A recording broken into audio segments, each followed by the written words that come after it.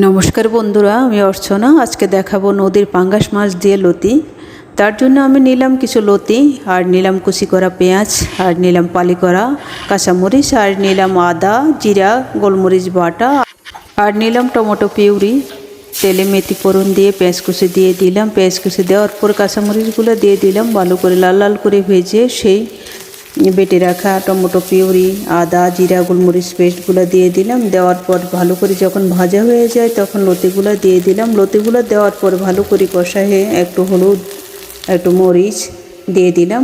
দেওয়ার পর যখন ভালো করে কষানো হয়ে যায় জল দিয়ে দিলাম, গরম জল। তারপরে ভাজা মাছগুলো দিয়ে দিলাম। ভাজা মাছগুলো দেওয়ার পর 10 মিনিট ফুটিয়ে নিলাম। নেওয়ার পর শেষে একটু বাটা মশলা দিলাম। আমি সবসময় বাটা মশলা দিই। হয়ে গেল আমার পাঙ্গাস মাছ রান্না। খুবই সুস্বাদু লতি দিয়ে নদীর পাঙ্গাস। নদীর মাছ এমনিতেই স্বাদ, যখন একটু পাঙ্গাস মাছ একটু